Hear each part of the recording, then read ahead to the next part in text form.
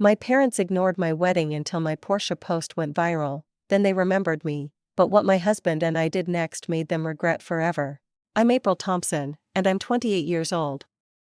My parents just met my boyfriend Marcus for the first time, and my mother hasn't stopped staring at her wine glass since he walked into our family dining room. The silence is so thick you could cut it with the silver knife she's gripping like a weapon. My father cleared his throat 3 times already, which is his tell when he's trying to process something that doesn't fit his perfect little worldview. I'd been dating Marcus for 8 months when I finally worked up the courage to bring him home to meet my parents. 8 months of pure happiness with a man who treated me like I was precious, who listened when I spoke, who made me laugh until my sides hurt. But I knew my parents well enough to be nervous about this introduction. My parents, Robert and Linda Thompson, live in the kind of pristine suburban neighborhood where everyone's lawn is perfectly manicured and every mailbox matches. Dad's a financial advisor who's built his entire identity around being respectable. And Mom volunteers for all the right charities while making sure everyone knows about it. They've always been obsessed with appearances, with status, with making sure everything in their world looks exactly how it should. I should have seen the warning signs when I first mentioned Marcus to them. Not once did they ask about his personality, his job, or how he made me feel. Instead, Mom immediately wanted to know his last name, where he went to college, what his parents did for a living. When I told them his name was Marcus Johnson, I watched something shift in their expressions. Johnson. Such a simple, common name. But the way they processed it, you'd think I'd said something scandalous. The dinner itself was a masterclass in polite racism. Mom set the table with her finest china, the kind she usually reserved for Easter and Christmas. Dad wore his best suit, like he was preparing for a business meeting rather than meeting his daughter's boyfriend. They were trying so hard to be impressive that it felt performative, almost mocking. Marcus arrived exactly on time, dressed impeccably in a navy blazer and carrying flowers for my mother and a bottle of wine for my father. He was charming, articulate, respectful, everything any parent should want for their daughter. But I watched my parents' faces throughout the evening, and what I saw there made my stomach turn. They were polite, painfully. Obviously polite, the kind of politeness that feels like ice water. Dad asked surface-level questions about Marcus' work, nodding at appropriate intervals, but never really engaging. Mom smiled her practiced charity event smile, the one that never reaches her eyes. When Marcus complimented the meal, she thanked him with the same tone she'd use with a delivery driver. What hurt most was how hard Marcus was trying. He shared stories about his travels, asked thoughtful questions about their work and interests, even offered to help clear the table. But it was like watching someone perform for an audience that had already made up their mind not to be entertained. After Marcus left, promising to call me the next day, I lingered in the kitchen helping Mom with dishes. This was usually when she'd share her thoughts about my dates, offering either approval or gentle criticism. This time she said nothing, just scrubbed plates with unusual intensity while Dad retreated to his office. "So?" I finally asked, unable to bear the silence any longer. Mom set down the plate she was washing and turned to face me. "He seems nice enough," she said, but her tone suggested that being nice wasn't nearly enough. Very articulate. The way she said articulate made my skin crawl, like she was surprised a black man could speak properly, like it was some kind of unexpected bonus feature. "That's it?" I pressed. "That's all you have to say about the man I'm dating?" Dad appeared in the doorway, clearly having heard the conversation.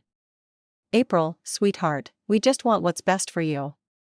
You have to think about your future, about compatibility, about whether someone really fits into your world. Your world, not our world, your world."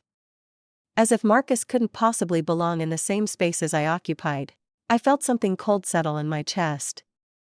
This wasn't about Marcus' character, his education, his success, or how he treated me. This was about the color of his skin. And they were too cowardly to say it outright. Instead, they'd hide behind coded language about compatibility and fitting in. That night, lying in bed in my childhood room, I stared at the ceiling and realized that my parents had just failed a test I hadn't even known I was giving them.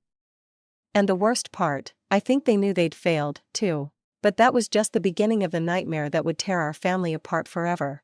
The next few weeks after that disastrous dinner felt like walking through a minefield. Every conversation with my parents became an exercise in reading between the lines. And what I found there made me sick. They never asked about Marcus again. Not once. It was like he'd never existed. Like that evening had been some strange dream we'd all had simultaneously. When I mentioned we were going to a concert together, Mom changed the subject to my cousin's engagement. When I shared that Marcus had gotten a promotion at work, Dad suddenly remembered urgent paperwork he needed to handle. It was the kind of deliberate, systematic ignoring that hurts worse than outright hostility because it pretends to be accidental. My sister Sarah noticed it, too. During one of our weekly coffee dates, she leaned across the table and said, "They're being weird about Marcus, aren't they?" Sarah was 2 years younger than me with the same blonde hair and blue eyes that made people immediately identify us as sisters. But where I'd always been the cautious one, the people pleaser who tried to keep everyone happy, Sarah was direct and unafraid of confrontation. She'd inherited Dad's analytical mind, but paired it with a moral compass that actually pointed north. Weird how? I asked, though I knew exactly what she meant. They pretend he doesn't exist.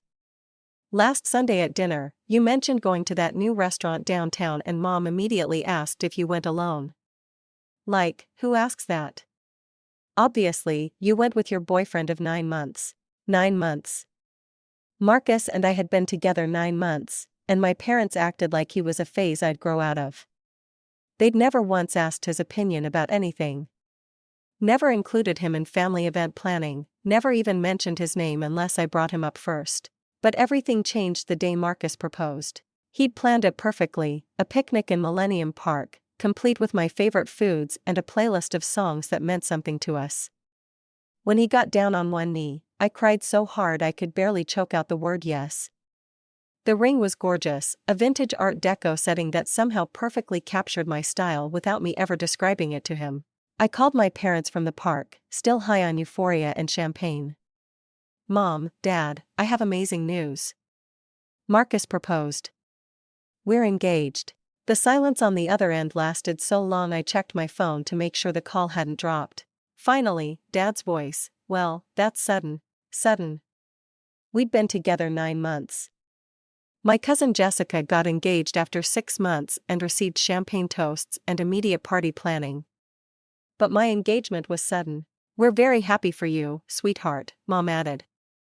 But her voice sounded like she was offering condolences rather than congratulations. "Have you thought about a timeline? Sometimes longer engagements are wise. Give people time to really think things through." Think things through. As if I'd made an impulsive decision rather than falling deeply in love with an incredible man who cherished me. The real confrontation came 3 days later when Mom asked me to lunch. Just the two of us. I should have known it was an ambush when she chose that expensive restaurant downtown, the one she used for important conversations. The kind of place where raised voices would be socially unacceptable. She waited until after we'd ordered to begin her prepared speech. "April, I need to say something, and I hope you'll listen with an open mind." Her hands were folded precisely on the white tablecloth, her voice steady and measured.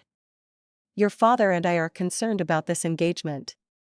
Not because we don't want you to be happy, but because we love you too much to stay silent when we see potential problems." "What problems?" I asked, though my stomach was already clenching. "Compatibility issues, cultural differences, the challenges of navigating a relationship where you come from different backgrounds." Each pause was calculated, each word chosen to sound reasonable while delivering a devastating message. "You mean the challenge of him being black?" Mom's face flushed slightly. "That's not what I said. It's what you meant. April, don't put words in my mouth. I'm talking about practical considerations, the social dynamics you'll face, the difficulties your children might encounter, the way certain communities might not accept you as a couple. I'm trying to protect you from heartache." There it was, wrapped in maternal concern, delivered with loving intention, but ugly as hell underneath.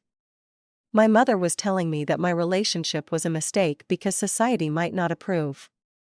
She was asking me to prioritize other people's potential racism over my own happiness. "Marcus makes me happier than I've ever been in my life," I said quietly. "He's kind, successful, intelligent, and he loves me completely. What more could you possibly want from me? I want you to be realistic about what you're choosing, Mom replied. This isn't just about the two of you. It's about your future, your place in society, the life you'll be able to build together. I stood up from the table, my appetite completely gone. My place in society. Mom, it's 2024, not 1954. Sit down, April. Don't make a scene. But I was done caring about scenes. You know what? I am making a scene. I'm making the scene where I choose the man I love over the approval of people who clearly don't know me at all. I left her sitting there, probably mortified by the attention from nearby tables. On the drive home, I called Marcus and told him everything. His response was so perfect it made me cry all over again. Baby, I'm sorry they're putting you through this, but I want you to know that their opinion doesn't change anything for me. I love you. I want to marry you, and I'll spend the rest of my life proving I'm worthy of their daughter if that's what it takes. That's when I knew for certain that whatever happened with my parents, I was choosing correctly. Marcus wasn't just the man I wanted to marry. He was the person who helped me see my own worth. But I had no idea how much worse things were about to get. Have you ever experienced family members who couldn't support your happiness because of their own prejudices? Share your thoughts in the comments below. Planning a wedding should be one of the most exciting times in a woman's life. Instead, it became a masterclass in family abandonment that I wouldn't wish on my worst enemy. Every decision I made was shadowed by the growing certainty that my parents had no intention of celebrating my marriage. The first sign came when I called to share our wedding date. Marcus and I had chosen a beautiful Saturday in late spring, booking a charming venue with gardens and enough space for about 100 guests. I'd spent weeks coordinating with caterers, photographers, and florists before calling my parents with the details. June 15th sounds lovely, Mom said when I told her. I'll need to check our calendar and get back to you about availability. Availability for their own daughter's wedding. Like it was a distant cousin's graduation party they might or might not attend depending on what else was happening that weekend. Dad was even more direct when I asked about helping with costs. Well, April, wedding expenses can add up quickly. Have you considered something smaller, more intimate? Sometimes simple ceremonies are more meaningful than big productions. He'd never suggested simple ceremonies when we were discussing Jessica's wedding the year before. Her event had cost nearly $30,000. And Dad had proudly told everyone about the live band and chocolate fountain. But for my wedding, suddenly modest was meaningful. Sarah was furious when I told her about their response. Are you kidding me? They're actually going to boycott your wedding? They haven't said they're not coming, I replied, though we both knew their enthusiasm level was somewhere below zero. They're just processing. April, they're not processing. They're hoping you'll change your mind if they withhold their support long enough. She was right, of course. My parents had always controlled situations through strategic withdrawal of approval. Throughout my childhood, disappointment was their weapon of choice. Bad grades meant silent dinners and canceled family activities until I improved. Wrong friend choices led to restricted privileges and passive-aggressive comments until I adjusted my social circle. But this time, their disapproval couldn't change the fundamental facts. I was an adult, financially independent, and madly in love with a man who treated me like gold. Their strategy would only work if I needed their approval more than I needed my own happiness. The wedding planning continued without them. Marcus' family, in contrast, embraced me immediately and completely. His mother, Patricia, helped me find my dress and insisted on hosting the bridal shower. His father, David, offered to walk me down the aisle if my father couldn't make it. His sister, Jasmine, became my maid of honor when it became clear that traditional family roles weren't going to work out. 3 weeks before the wedding, I made one final attempt to reach my parents. I drove to their house with printed invitations, venue photos, and a genuine hope that seeing the concrete details might soften their hearts. Mom answered the door in her gardening clothes, dirt under her fingernails and surprise on her face. April, I wasn't expecting you. I brought the wedding invitations, I said, holding up the elegant cream envelopes we'd spent hours addressing. I wanted to deliver yours personally. She accepted the invitation, but didn't open it. Instead, she gestured toward the living room where Dad was reading his newspaper in his usual chair. Robert, April's here with the wedding invitations. Dad looked up over his reading glasses, his expression carefully neutral. That's nice, sweetheart. Set it on the table with the other mail. With the other mail. My wedding invitation was being treated like a credit card offer or a grocery store circular. Something to be dealt with later if they felt like it. I sat down on the couch I'd grown up on, surrounded by family photos that suddenly felt like evidence of a life that no longer included me.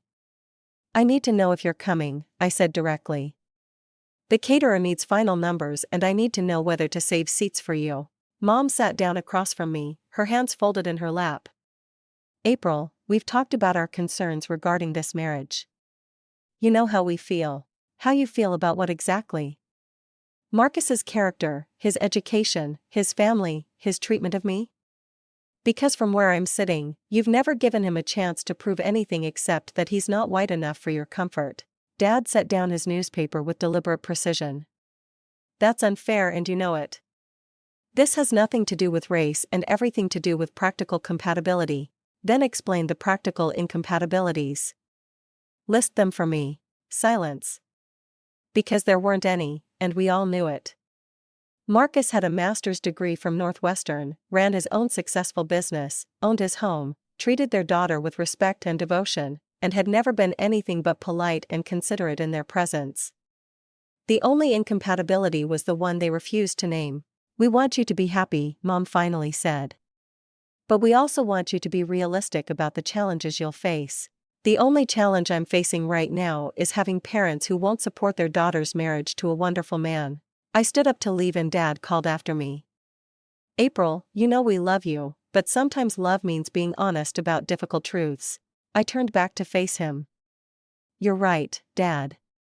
Sometimes love does mean being honest about difficult truths.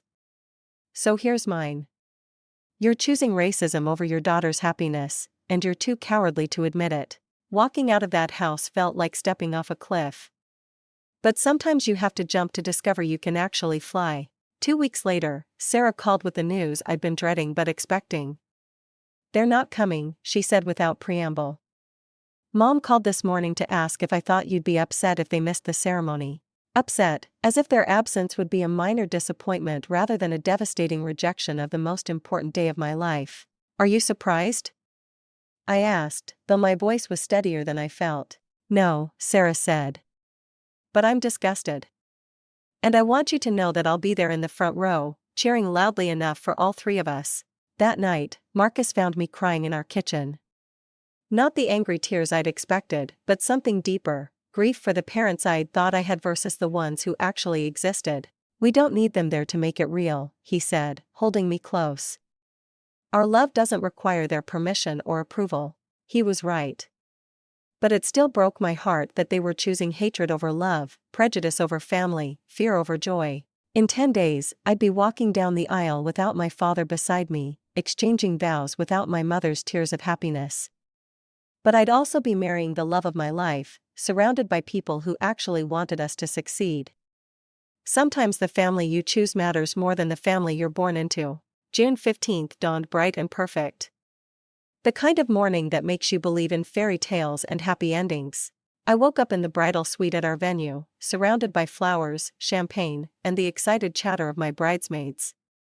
Everything was exactly as I'd imagined it would be, except for the two most important empty chairs that would sit in the front row. Sarah arrived early with coffee and homemade muffins, her eyes bright with determination to make this the best day possible despite our parents' absence. She'd already picked up my dress from the seamstress and coordinated with the photographer about timeline adjustments now that we wouldn't have traditional family photos. How are you feeling? She asked, settling into the chair next to my vanity mirror. Like I'm about to marry the love of my life, I said, and meant it completely. And like our parents are idiots for missing it. Their loss, Sarah said firmly. Literally, they're choosing to miss one of the most beautiful love stories I've ever witnessed because they're too stuck in their backwards thinking to see what's right in front of them. The morning flew by in a whirlwind of hair, makeup, and photographs. Marcus' family had fully stepped into the roles my parents had abandoned. Patricia helped me into my dress, tears streaming down her face as she fastened each tiny button. David practiced his walk with me, offering his arm with such gentle dignity that I almost forgot the heartbreak of my father's absence. "You look absolutely radiant," Patricia whispered as we stood before the full-length mirror. "Marcus is the luckiest man alive." The ceremony was set for 4 o'clock in the garden pavilion with cocktails to follow on the terrace and dinner in the main hall. Everything I'd planned was coming together flawlessly. From the string quartet playing our favorite songs to the arrangements of white roses and greenery that transformed the space into something magical. But as guests began arriving, I couldn't help scanning the entrance for any sign of my parents. Part of me still hoped they'd surprise me, show up at the last minute with apologies and explanations. Maybe they'd realized what they were throwing away. Maybe they'd come to their senses. Sarah must have noticed my distraction because she squeezed my hand and said, "Stop looking for them. They made their choice. Focus on everyone who did choose to be here." She was right. The garden was filling with people who loved us, who wanted to celebrate our marriage, who believed in our happiness. Marcus's business partners and college friends mingled with my work colleagues and childhood friends. Our chosen family was beautiful and complete without the two people who should have been there but weren't. At 3:45, David knocked on the bridal suite door. "Ready, beautiful?" I took one last look in the mirror, adjusting my grandmother's pearl necklace that I'd worn for something old. My dress was something new. Sarah's bracelet was something borrowed, and my blue shoes were hidden beneath layers of silk and tulle. Everything was perfect except for the parent-shaped hole in my heart. "Ready," I said, and meant it. The processional music began, and Sarah walked down the aisle first, radiant in her sage green dress and carrying a bouquet of white peonies. Then came Jasmine and my other bridesmaids, each one glowing with joy for our special day. When the bridal march started, and I appeared at the end of the aisle on David's arm, I saw Marcus's face light up with such pure love that everything else fell away.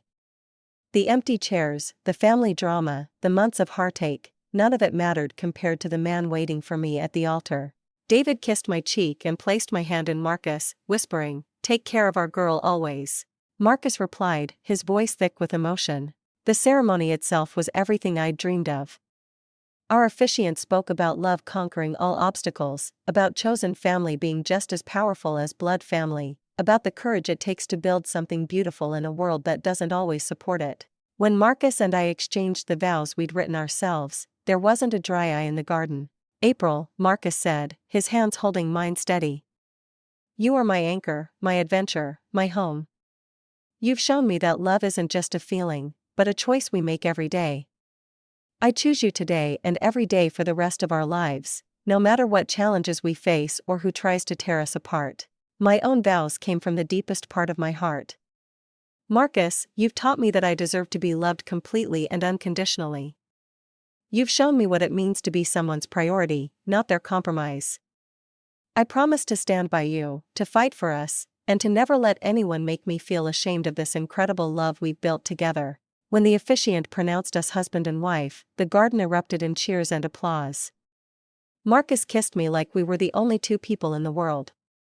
And for that moment, we were. The reception was magical. Our first dance was to At Last by Etta James. And as Marcus spun me around the dance floor, I felt like the luckiest woman alive. Sarah's maid of honor speech had everyone laughing and crying, especially when she said, "Some people spend their whole lives looking for the kind of love April and Marcus have found. And some people are too blind to recognize it when it's right in front of them." Around 9 o'clock, as the party was in full swing, my phone buzzed with a text from Mom, "Hope you had a lovely day." A lovely day. Like I'd gone to a garden party instead of getting married. I showed the message to Sarah, who rolled her eyes and said, "Don't even respond to that nonsense." But the message did something unexpected. Instead of hurting me, it made me realize how completely I'd moved beyond needing their approval. I was married to an amazing man, surrounded by people who loved us, dancing in a garden full of flowers and laughter. Their absence had become irrelevant to my happiness. Later that night, in our honeymoon suite, Marcus and I sat on the balcony overlooking the garden where we'd just promised our lives to each other. "Any regrets?" he asked, though he was smiling as he said it. "Only one," I said, snuggling closer to him. "I regret waiting so long to realize that their opinion doesn't matter." Today was perfect, Marcus. Absolutely perfect. And it was. Our wedding day had been everything I'd wanted it to be, even without the people who should have been there. Sometimes the most beautiful celebrations happen when you stop waiting for permission to be happy. But I had no idea that the real test of our marriage was still coming. The first few months of married life were blissful in ways I hadn't expected. Marcus and I settled into our routine as husband and wife with the kind of easy contentment that made me understand why people talked about finding their person. We were partners in everything from deciding on furniture for our home to planning weekend adventures to supporting each other through work stress. But underneath the happiness was a constant low-level heartache about my parents' continued silence. They hadn't called after the wedding, hadn't sent a card, hadn't acknowledged that their daughter had gotten married at all. It was like I'd simply ceased to exist the moment I chose Marcus over their approval. Sarah tried to fill the gap, calling regularly and stopping by with updates about family drama I was no longer included in through her. I learned that Mom had told the extended family that I'd eloped and that they hadn't been invited. Not technically a lie, but certainly a creative interpretation of events designed to save face. Aunt Karen asked why you eloped, Sarah reported during one of our coffee dates. She seemed confused about why you wouldn't want a big family wedding. What did Mom say? That young people today prefer intimate ceremonies. Sarah's expression made it clear what she thought of that explanation. She's rewriting history to make it sound like your choice instead of theirs. The isolation was harder than I'd expected. I'd grown up as part of a tight family unit, despite our dysfunction, and suddenly being cut off from all family gatherings, holiday planning, and casual communication felt like losing a limb. Marcus' family tried to fill the void, including me in everything from Sunday dinners to birthday celebrations. But it wasn't quite the same as the family you'd known your whole life. Work became my refuge. I'd been promoted to senior marketing coordinator at my company, which meant longer hours, but also more interesting projects and better pay. The distraction was welcome, and my colleagues became a kind of chosen family that made the days easier. Marcus was incredibly patient with my adjustment process. He never pushed me to talk about my parents when I wasn't ready, never suggested I should try harder to reconcile, never made me feel guilty for the sadness that sometimes crept in during quiet moments. He just loved me through it, which somehow made the healing possible. Your worth isn't determined by their ability to see it, he'd remind me when I had bad days. Some people are so blinded by their own prejudices that they can't recognize treasure when it's right in front of them. 3 months after our wedding, everything changed because of a car. Marcus had been working incredibly hard on expanding his business. What I knew about his work was that he owned a small chain of electronic stores that specialized in high-end home theater systems. He'd started with one location 5 years earlier and had grown it into 3 stores with plans for more. The business was doing well, but I had no idea just how well until my 29th birthday. I woke up that morning to breakfast in bed and a stack of presents wrapped in silver paper. Marcus was grinning like he had a secret, practically bouncing with excitement as I opened each gift. Beautiful jewelry, a designer handbag I'd admired, a spa day package. Everything was thoughtful and generous. These are too much, I protested, though I was touched by his attention to detail. Not even close to too much, he said, kissing my forehead. But there's one more thing. Get dressed. We're going for a drive. An hour later, we pulled into the parking lot of a luxury car dealership. I looked around in confusion, wondering if we were shopping for him or just browsing for fun. Marcus, what are we doing here? He parked and turned to me with that same excited grin. Happy birthday, baby. That's when I saw it. Sitting in the front row of the lot with a giant red bow on the roof was a pristine white Porsche 911. Not just any car, the exact car I'd pointed out in a magazine months earlier and joked about wanting someday. You did not buy me a Porsche, I said, my voice barely above a whisper. I absolutely did buy you a Porsche, he replied, dangling the keys in front of me. You deserve beautiful things, April, and I love being able to give them to you. I burst into tears right there in the parking lot. Not just because of the car, though it was gorgeous and completely unexpected, but because of what it represented. Marcus had listened when I'd made an offhand comment about a dream car.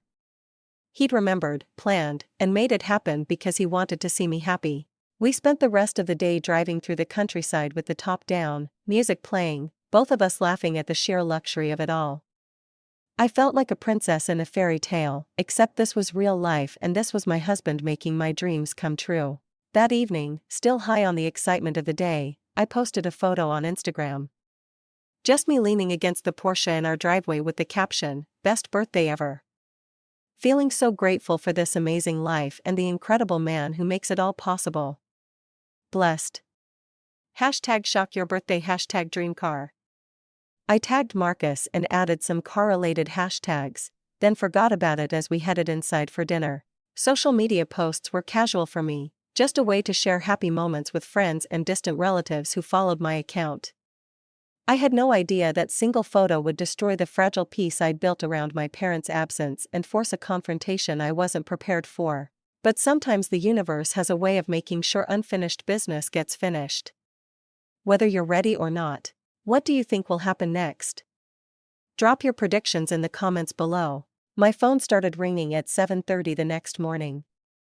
I was still in my pajamas, making coffee and replaying memories from my perfect birthday when Mom's name appeared on my screen. We hadn't spoken in over 3 months, not since the wedding invitation conversation, so seeing her contact information was jarring. I almost didn't answer. Part of me wanted to let it go to voicemail to maintain the boundary I'd established when they chose not to attend my wedding. But curiosity won out and I swiped to accept the call. April. Mom's voice was sharp, tense in a way that immediately put me on guard. "We need to talk." No hello. No happy belated birthday. No acknowledgement that we hadn't spoken since I'd gotten married. Just straight into whatever crisis had prompted her to break months of silence. "Good morning to you, too, Mom," I said, keeping my voice deliberately calm. "Don't play games with me, young lady. I saw your Instagram post. Where is all this money coming from?" The question hit me like a slap.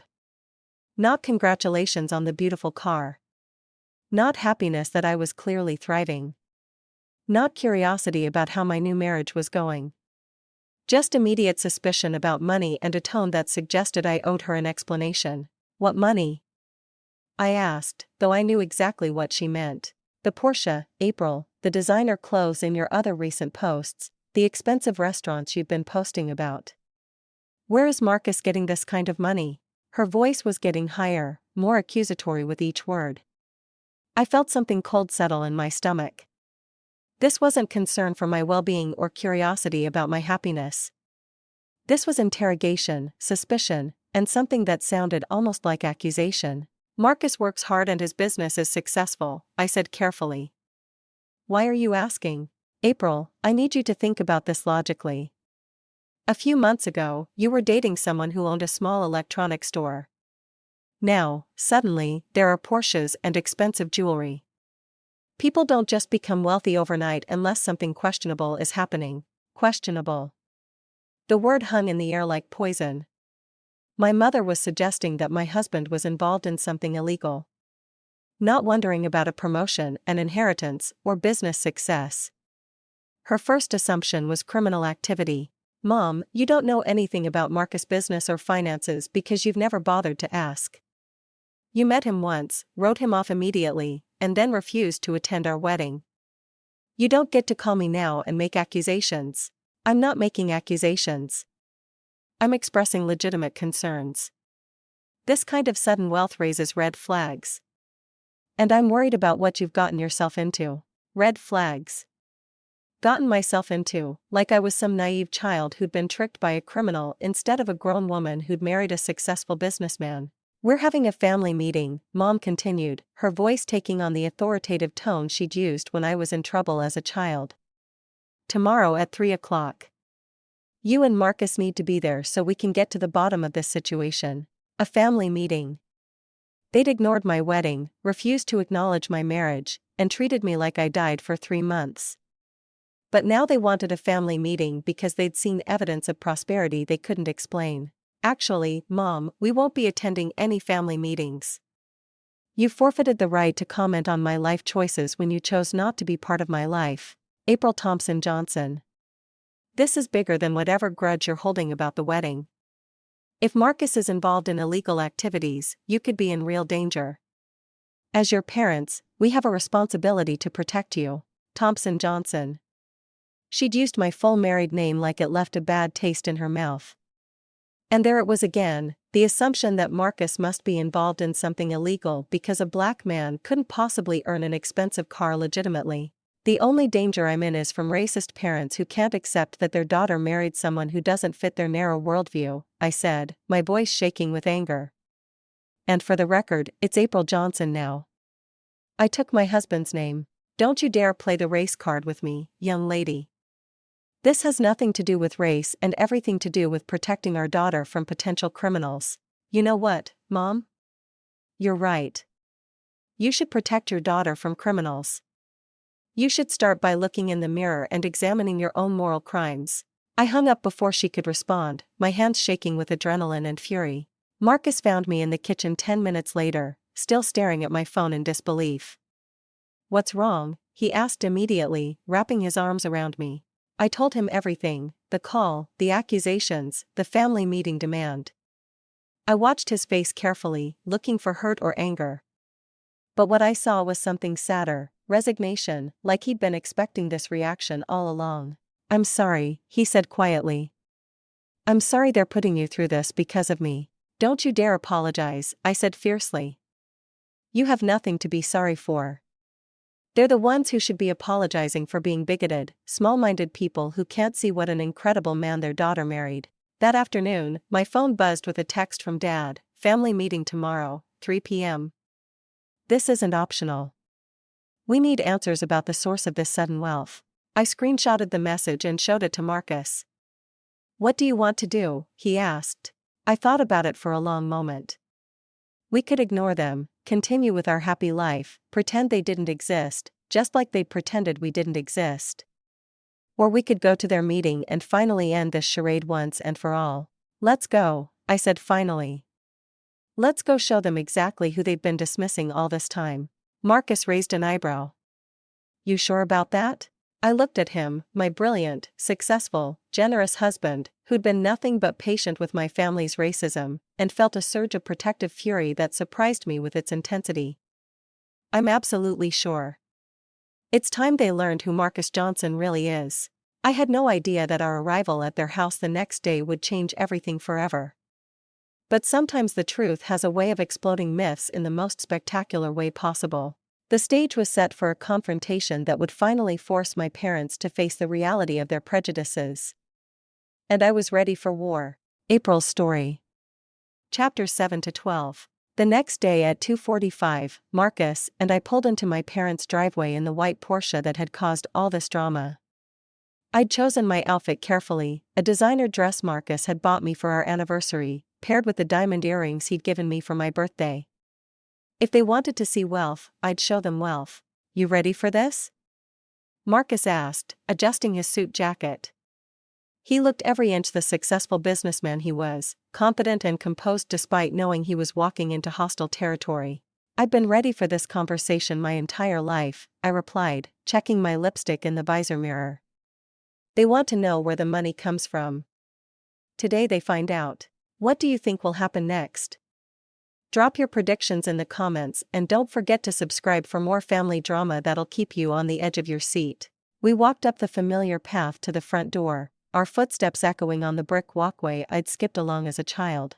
Mom answered before we could ring the bell like she'd been watching from the window. Her eyes immediately went to the Porsche in the driveway, then to my outfit, then to Marcus with undisguised suspicion. April. Marcus. Her greeting was crisp, formal, like we were business associates rather than family. Come in. Your father's waiting in the living room. The house looked exactly the same as always, pristine, coordinated, and cold as a museum. Dad was standing by the fireplace in his weekend casual uniform of khakis and a polo shirt, but his posture was rigid with tension. Sarah was perched on the edge of the sofa, looking uncomfortable and apologetic. I didn't know you'd be here, I said to Sarah, giving her a quick hug. They insisted, she whispered back. Said this concerned the whole family. Marcus and I sat on the love seat across from Dad's chair, presenting a united front. The seating arrangement felt deliberately confrontational. Them versus us, parents versus children, accusers versus accused.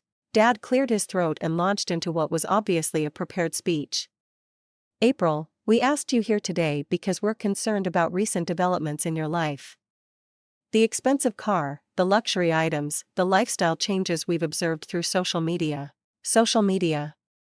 They've been monitoring my Instagram like surveillance officers, cataloging evidence of prosperity they couldn't explain. We're concerned, Mom added, settling into her chair with the same expression she'd worn during my teenage lectures about responsibility and consequences, about the source of this sudden wealth and what it might mean for your safety and reputation. Our safety and reputation, I corrected, my voice steady despite the anger building in my chest. Let's be honest about whose reputation you're actually worried about. Dad's face flushed slightly. This isn't about us, April. This is about making sure you're not involved in anything that could put you in legal jeopardy. Legal jeopardy. There it was again. The assumption that Marcus must be a criminal because successful black businessmen apparently didn't exist in their worldview. What exactly are you suggesting? Marcus asked, his voice calm, but with an edge that made me proud. He wasn't cowering or defending himself desperately.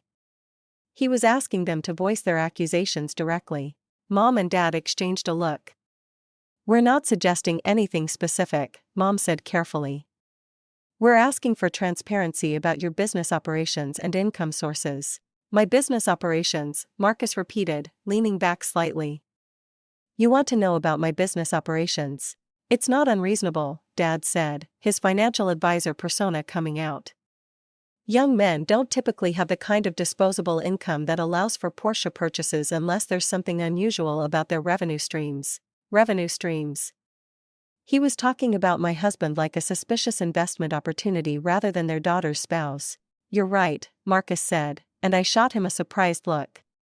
It's not typical for young men to have that kind of disposable income. Most people my age are still climbing the ladder, building their careers, establishing themselves. Mom looked vindicated, like he'd just confessed to something incriminating. But then again, Marcus continued, most people my age don't own a business that's been featured in Forbes under 40 for innovative retail strategies. The silence that followed was so complete, I could hear the grandfather clock ticking in the hallway. Mom's face went completely blank like she was processing information that didn't compute. Dad's mouth opened slightly, then closed again. Forbes? Sarah asked, her voice small with surprise. Marcus reached into his jacket pocket and pulled out a magazine. Not just any magazine. The latest issue of Forbes with a glossy cover featuring young entrepreneurs. He set it on the coffee table between us open to a 2-page spread with his professional headshot and the headline, Retail Revolution, How Marcus Johnson Built a Multi-Million-Dollar Electronics Empire. This month's issue, he said conversationally. The article details how I started with one store 5 years ago and built it into a chain of 12 locations across 3 states with projected revenues of $48 million this year. I stared at the magazine, then at my husband, then back at the magazine. $48 million. Marcus had never told me the exact figures of his success, just that business was good and growing. I'd known he was successful, but I had no idea he was featured in Forbes Successful. The article also mentions my plans for national expansion and the venture capital partnership I signed last month to fund the next phase of growth, Marcus continued, his voice still calm, but with a satisfaction that made me want to cheer. It's all very transparent and documented if you'd like to verify the information. Mom picked up the magazine with trembling hands, staring at Marcus's photo like she was seeing him for the first time. Dad leaned over to read the article, his face cycling through expressions of shock, embarrassment, and something that might have been the beginning of understanding. Dad started then stopped. The electronic stores are yours. All of them? All 12 with 3 more opening this fall, Marcus confirmed. Johnson Electronics. You might have seen our commercials during football season. Sarah burst out laughing, not from humor, but from pure nervous energy. Oh my God, April, do you know what this means? I was still processing the magnitude of what I'd just learned. My husband wasn't just successful, he was Forbes cover successful. He was millionaire successful. He was everything my parents claimed to value in terms of achievement and status, but they'd been too blinded by racism to see it. What this means, I said slowly, finding my voice, is that my parents spent 3 months assuming my husband was a criminal instead of asking a single question about who he actually is.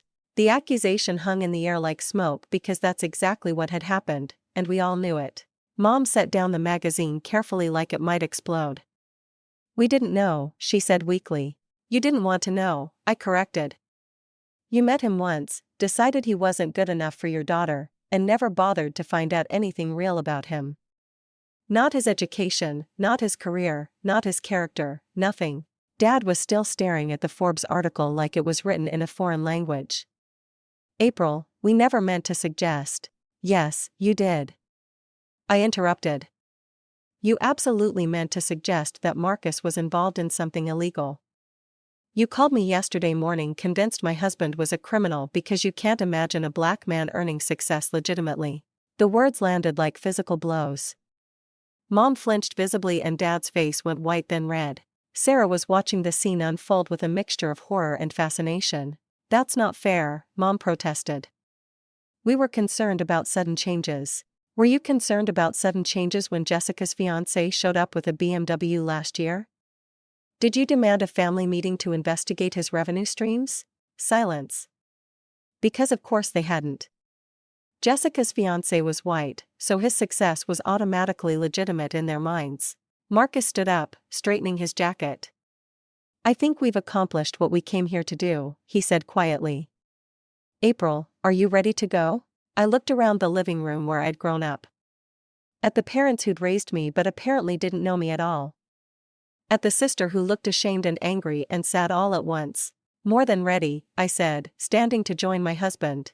But as we headed toward the door, Mom's voice stopped us. "Wait, please. We need to talk about this. We need to fix this." I turned back to see both my parents looking smaller somehow, diminished by the weight of their own prejudices, finally exposed. "Some things can't be fixed, Mom. Some damage is permanent." But even as I said it, I could see the wheels turning in their heads. And something told me this conversation was far from over. We drove home in silence, both of us processing what had just happened. I kept stealing glances at Marcus, seeing him with new eyes. Not just my loving husband, but a business mogul who'd been featured in Forbes. The disconnect between who I'd known him to be and the full scope of his success was staggering. "Why didn't you tell me?" I finally asked as we pulled into our driveway. "About Forbes, about the 48 million, about how huge your business really is?" Marcus turned off the engine and sat back in his seat. "Because I didn't want it to change anything between us. When we met, you fell in love with me as a guy who owned an electronics store and treated you well. I didn't want you to start seeing dollar signs instead of the person, but I'm your wife. Shouldn't I know these things?" "You know everything that matters," he said, reaching for my hand. "You know I work hard. You know I'm successful enough to take care of us. You know I love spoiling you." The exact numbers never seemed important until today. He was right, of course. I'd never needed to know his net worth to know his worth as a person. But seeing my parents' faces when confronted with evidence of his success had been satisfying in a way I wasn't entirely proud of. "Did you see Mom's expression when you showed her the magazine?" I asked, and Marcus chuckled. Like she'd been slapped with a cold fish. I almost felt bad for her. Almost. My phone started buzzing before we'd even gotten inside the house. 3 missed calls from Mom, 2 from Dad, and a string of text messages that ranged from apologetic to demanding. "Mom, April, we need to talk. There's been a misunderstanding. Dad, can we please have a conversation without accusations? Mom, we want to apologize and start over. Dad, bring Marcus for dinner Sunday. We'll do this right." I showed the messages to Marcus, who shook his head in disbelief. 24 hours ago, they thought I was a criminal. Now they want to have dinner and start over because now they know you're rich, I said, the truth bitter in my mouth. Now they want to be part of our success story instead of protecting me from it. Over the next few days, the phone calls and messages intensified. My parents had apparently done their own research on Marcus' business empire, probably Googling every article and interview they could find. Their tune had changed completely from suspicion to enthusiasm, from protection to participation. Mom left a voicemail that made my skin crawl. "April, sweetheart, I found that wonderful article about Marcus in Business Week from last year. I had no idea about his innovative approaches to retail technology. We'd love to hear more about his expansion plans over dinner this weekend. Innovative approaches to retail technology. 3 days earlier, she'd been convinced he was a drug dealer. Now, she was using business jargon and wanting to discuss expansion plans. Dad's approach was more direct. April, I owe Marcus an apology. I'd like to take him to lunch and discuss some investment opportunities that might benefit his business growth. Investment opportunities. My father, who'd refused to attend our wedding, now wanted to become Marcus' business partner. Sarah called on Thursday evening, her voice tight with frustration. You need to know what they're saying now. It's making me sick. What do you mean? They're rewriting history again. Now they're telling people they were initially concerned about Marcus because they wanted to make sure he was serious about you, not because of any other reasons. They're acting like they did some kind of due diligence that proved his worthiness. Due diligence. They were spinning their racism as responsible parenting, their assumptions as careful vetting. Mom actually said to Mrs. Peterson yesterday that she's proud of how well you chose, Sarah continued. She said, Marcus is exactly the kind of successful, ambitious man she always hoped you'd marry. The hypocrisy was breathtaking.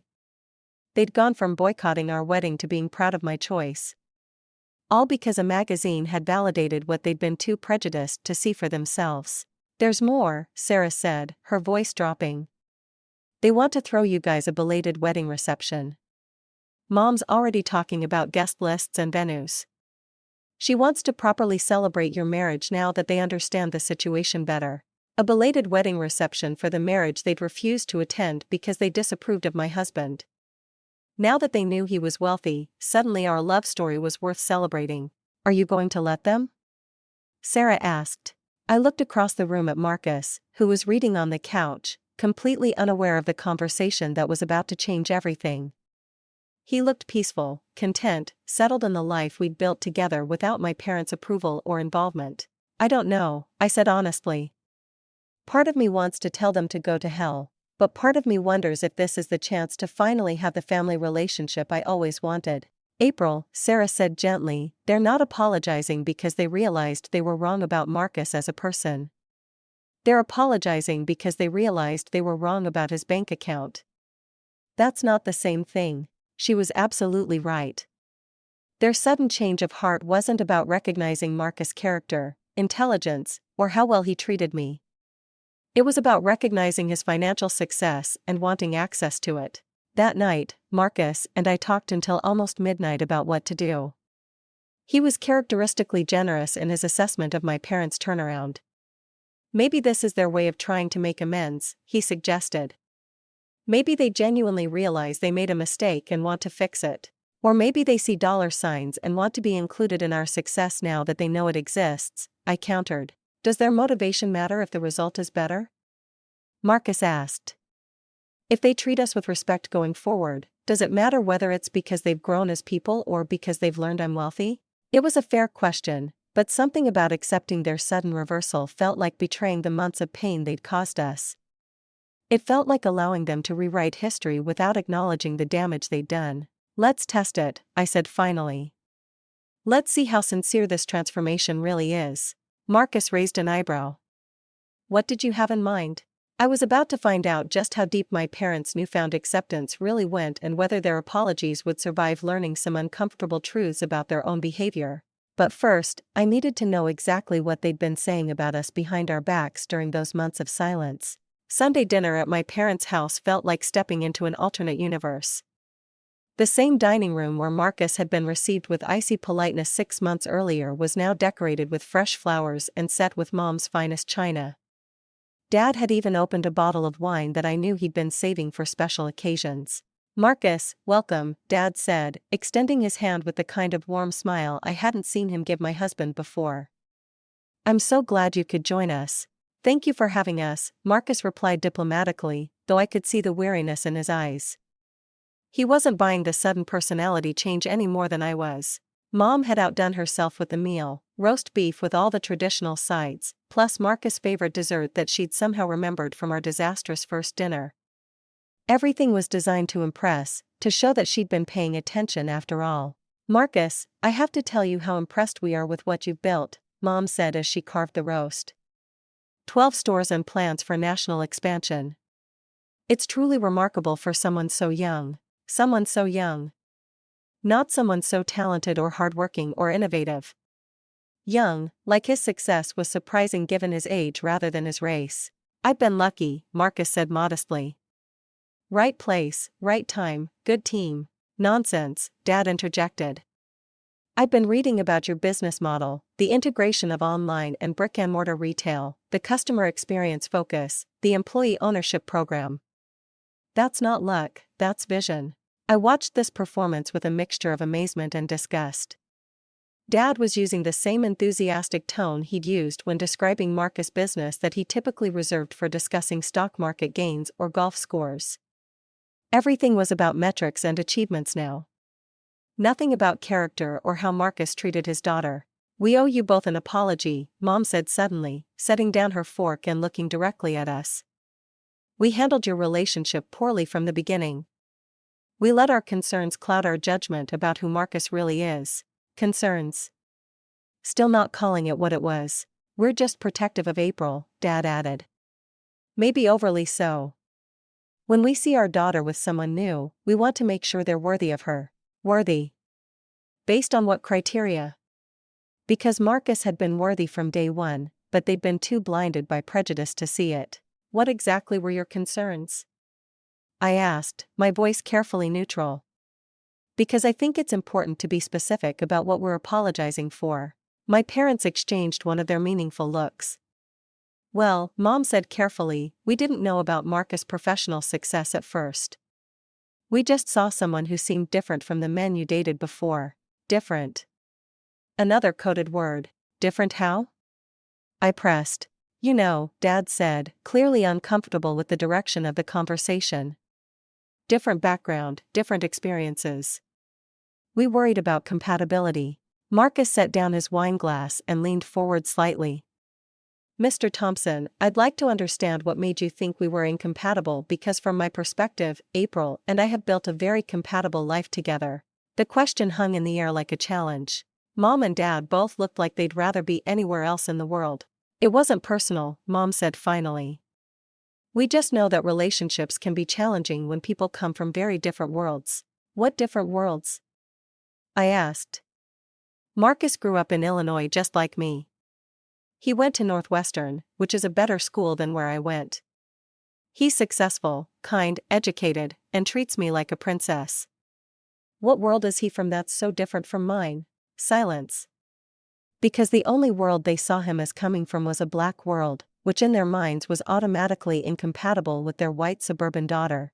Marcus saved them from having to answer. I think what's important is that we're here now having this conversation.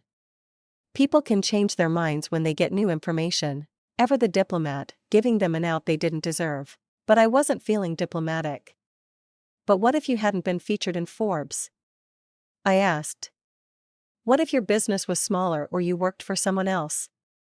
Or you were just a regular guy who loved me? Would we be having this dinner then? Mom's face flushed. April, that's not fair, isn't it?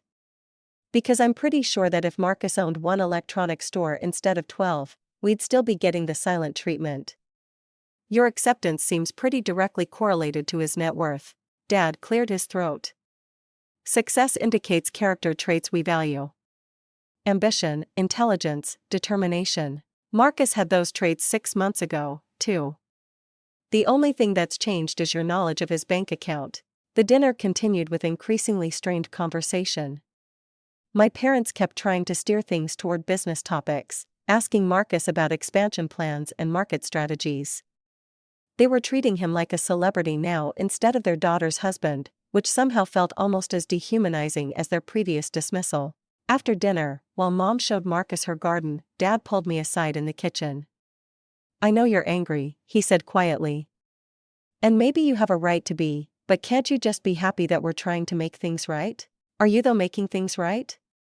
Because apologizing for being wrong about Marcus' bank account isn't the same as apologizing for being racist. Dad's face went rigid. We are not racist. April, we've never said anything racist. You didn't have to say it directly, Dad. It was in everything you didn't say.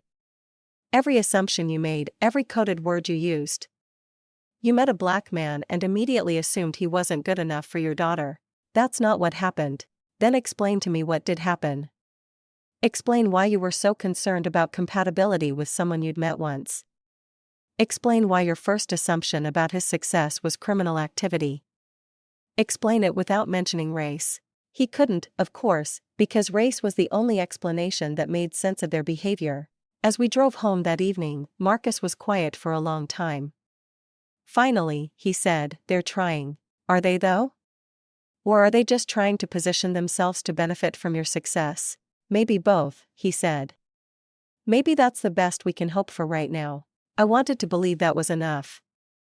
I wanted to accept their conditional acceptance and move forward with some version of a family relationship. But something deep in my gut told me this was just another performance. Another way for them to control the narrative without actually confronting their own prejudices. "I need to know what they really think," I told Marcus. "Not what they're willing to say to our faces now that they know you're successful, but what they really believe about us." "How are you going to find that out?" I thought about Sarah, about her discomfort during dinner, about the things she'd hinted at but hadn't said directly. "I'm going to ask someone who's been listening to their real opinions all along." The conversation I was about to have with my sister would expose the ugly truth behind my parents' sudden change of heart, and it would force me to make a decision about whether some bridges are too damaged to ever be truly repaired. I met Sarah for coffee the next afternoon at our usual spot, a little cafe downtown that felt neutral and safe for difficult conversations. She arrived looking troubled, like she'd been dreading this meeting but knew it was necessary. "You want to know what they've really been saying?" she said before I could even ask. It wasn't a question. "I need to know," I confirmed. "Because yesterday felt like a performance and I can't build a relationship on lies."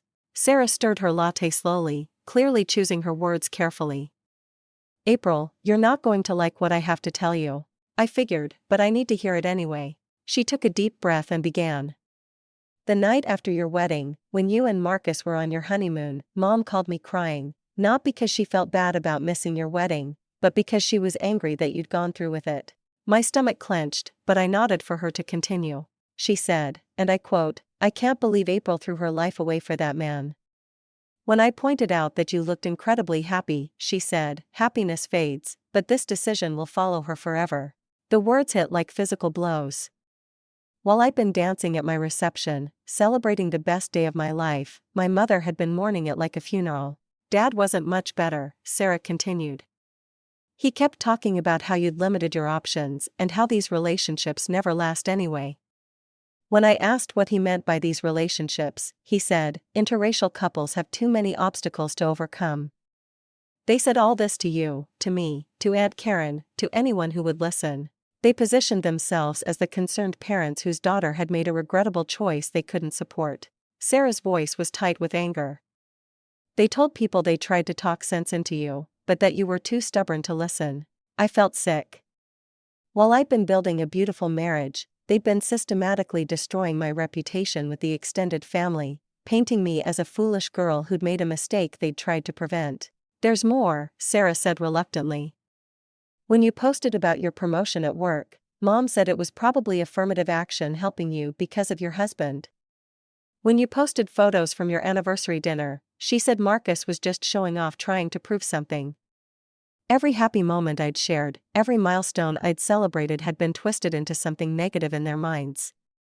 They couldn't accept that my life was genuinely good. So, they invented explanations that preserved their narrative of my poor choices. "And when you posted the Porsche picture," Sarah's face darkened.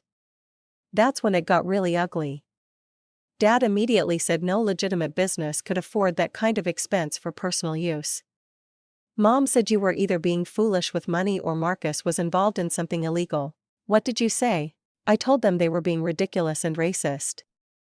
That got me a lecture about not understanding the real world and being naive about the kinds of problems you were creating for yourself. Problems I was creating for myself by marrying a successful black man." The victim blaming was breathtaking in its cruelty.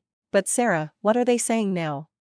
"Since the Forbes revelation?" Sarah's expression shifted to something like disgust. Now they're telling everyone they always knew Marcus was special. Mom told Mrs. Chin yesterday that she could tell from the first time she met him that he was going places. She said they were just being careful parents, making sure he was serious about their daughter. The rewriting of history was complete. They'd gone from believing I'd ruined my life to claiming they'd recognized Marcus' potential all along. Every cruel comment, every assumption, every month of silence had been erased and replaced with a fiction that made them look wise rather than bigoted. Are they sorry? I asked. Do they realize how much they hurt us? Sarah was quiet for a long moment. I think they're sorry they missed out on the opportunity to be associated with Marcus' success. But sorry for hurting you? Sorry for the racist assumptions they made? I don't think they even see it that way. What do you mean?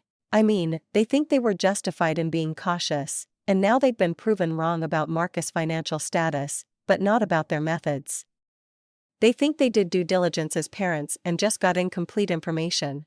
Due diligence, like investigating a black man's worthiness, was a reasonable parental responsibility. There's something else, Sarah said, looking even more uncomfortable. Something I probably should have told you sooner. My heart started racing. What? Last month before the Forbes article, I heard Mom on the phone with Aunt Karen. She was talking about your marriage and she said, Sarah paused, clearly struggling with whether to continue. Just tell me. She said she was waiting for you to come to your senses and that when your marriage failed, she'd be there to help you rebuild your life properly. She had it all planned out how she'd support you through the divorce, help you find someone more suitable, make sure you learned from your mistakes. The betrayal was so complete it took my breath away. My mother hadn't just disapproved of my marriage. She'd been actively hoping for its failure. She'd been waiting for me to suffer so she could swoop in and prove her point about my poor judgment. I'm sorry, Sarah said, reaching across the table to squeeze my hand. I know that's awful to hear, but you asked for the truth. I sat there processing the magnitude of what I'd learned. My parents' sudden acceptance wasn't growth or enlightenment. It was opportunism. They'd realized they'd been wrong about Marcus' bank account and were scrambling to position themselves to benefit from their mistake. But their fundamental views about interracial relationships, about my judgment, about my worth, none of that had changed. What are you going to do? Sarah asked. I thought about the dinner we'd shared the night before, about Mom's carefully prepared meal and Dad's business enthusiasm, about the wedding reception they wanted to throw and the investment opportunities they wanted to discuss. All of it built on a foundation of lies and self-interest. I'm going to give them exactly what they deserve, I said finally. Sarah looked worried. April, whatever you're thinking of doing, don't worry, I assured her. I'm not going to cause a scene or embarrass anyone publicly. I'm just going to be honest about what kind of relationship I'm willing to have with people who spent months hoping my marriage would fail. That evening, I told Marcus everything Sarah had shared. I watched his face carefully as I repeated their cruel comments and their hopes for our divorce. To his credit, he didn't get angry or defensive. He just looked sad. I'm sorry they put you through that, he said when I finished. And I'm sorry they put Sarah in the position of hearing all that ugliness. Are you upset about what they said about you? Marcus considered the question. I'm disappointed but not surprised. I've dealt with assumptions like that my whole life. What makes me angry is how they treated you. You deserved better from your parents. I did deserve better and I'm not going to pretend I didn't just because they've changed their tune now that they know you're successful. The next morning, I called my parents and asked them to lunch. Just the three of us, I said. No Marcus, no Sarah, no distractions. It was time for a conversation about the real state of our relationship. They probably thought I was finally ready to accept their apologies and move forward. They had no idea I was preparing to set boundaries they wouldn't like at all. We met at the same upscale restaurant where Mom had first confronted me about my engagement. And the irony wasn't lost on me. She'd chosen this place before to deliver devastating news while maintaining social respectability. Now I was returning the favor. Mom and Dad arrived dressed like they were attending a celebration. Both beaming with the kind of satisfaction that made my skin crawl. They thought this lunch was my surrender, my acceptance of their conditional approval, my agreement to pretend the past year hadn't happened. April, sweetheart, Mom said, leaning in for an air kiss. You look wonderful. Marriage and success suit you. Marriage and success. Like they were separate, unrelated things rather than part of the same beautiful life I'd built with Marcus. Thank you for agreeing to meet, Dad added, settling into his chair with the confidence of a man who thought he'd won something. We have so much to discuss about the future. Yes, we do, I agreed, my voice calm and measured. I want to be very clear about what our relationship looks like going forward. They exchanged pleased glances, probably expecting me to outline plans for family dinners and holiday celebrations, maybe discuss the wedding reception they wanted to throw. First, I said, folding my hands on the white tablecloth. I need you both to understand that I know exactly what you've been saying about me and Marcus for the past year. Mom's smile faltered slightly. I'm not sure what you mean. I mean, I know about your conversations with Aunt Karen about hoping my marriage would fail. I know about your comments that I threw my life away and would need to rebuild properly after my inevitable divorce. I know about every cruel assumption you made and every racist comment you thought I'd never hear. The color drained from both their faces. Dad started to speak, but I held up my hand to stop him. I know you told people you were doing parental due diligence instead of admitting you made assumptions based on race. I know you blamed affirmative action for my promotion and suspicious business practices for Marcus' success. I know everything and I'm not interested in hearing denials or explanations. Mom found her voice first. April, if someone told you we said those things, they misunderstood our meaning. Sarah didn't misunderstand anything. She heard your exact words, your exact tone, your exact intentions. You weren't being cautious parents. You were being racist parents. And now that you've discovered Marcus is wealthy, you want to pretend none of that happened. That's not fair, Dad protested. People can change their minds when they get new information. You didn't get new information about Marcus' character, Dad. You got new information about his bank account. There's a difference. I pulled out my phone and placed it on the table between us. I recorded a conversation yesterday with someone who's been listening to your real opinions all along. Would you like me to play some highlights? Your comments about these relationships never lasting? Your hope that I'd come to my senses eventually? Both of them looked stricken.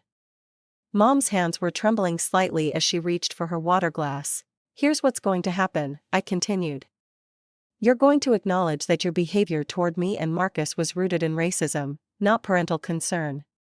You're going to admit that you hoped my marriage would fail so you could say I told you so.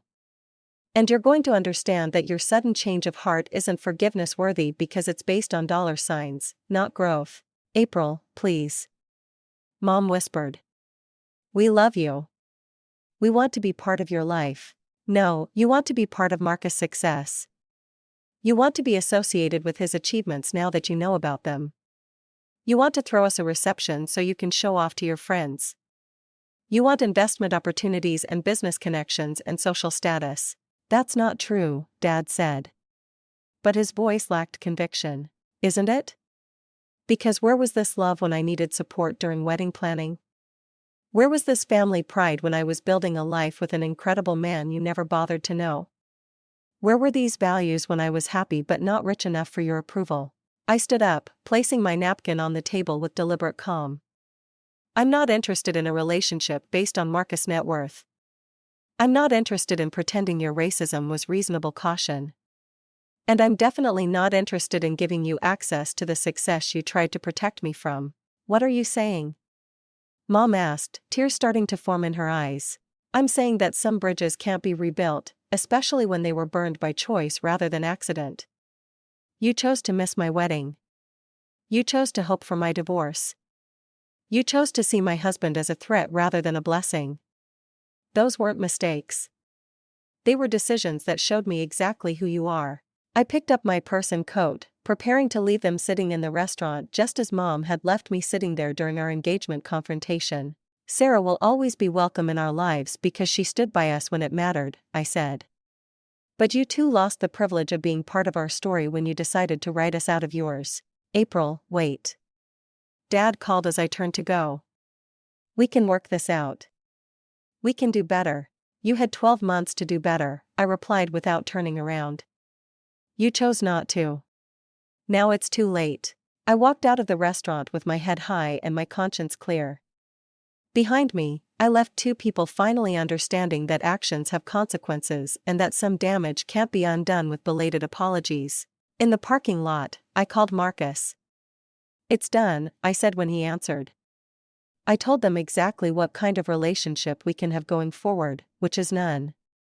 I'm done with conditional love and racism disguised as concern. We're better off without them. Marcus was quiet for a moment. "Are you sure?" "Last chance to change your mind." I thought about the family dinners I'd miss, the holidays that would be smaller, the grandchildren they'd never know. Then I thought about the peace of not having to perform for people who'd never truly accepted me or my choices. I'm absolutely sure. Some people don't deserve access to your happiness, even if they're family. Especially if they're family. 6 months later, Marcus and I sat in our beautifully renovated kitchen, sharing coffee and reading the Sunday paper like the happily married couple we'd always been. The difference was that now we were doing it without the shadow of my parents' disapproval hanging over our lives. "The business section has another article about your expansion," I said, pointing to a photo of Marcus cutting the ribbon at his latest store opening. "You're practically famous now. Practically successful enough to buy my wife another Porsche," he replied with a grin, leaning over to kiss my cheek. Life without my parents had been surprisingly liberating. Instead of spending emotional energy trying to earn their approval or managing their disappointment, I'd been free to simply enjoy the amazing life we'd built together. Marcus' business continued thriving. My own career had flourished without family drama as a distraction, and our marriage had deepened in ways I hadn't expected. Sarah had become even more important to us, stepping fully into the role of supportive family member. She'd been our biggest cheerleader when Marcus won a Retail Innovation Award last month, and she'd helped me plan the surprise party for his 30th birthday. Our relationship had strengthened once it was freed from the complexity of divided family loyalties. "Have you heard from them lately?"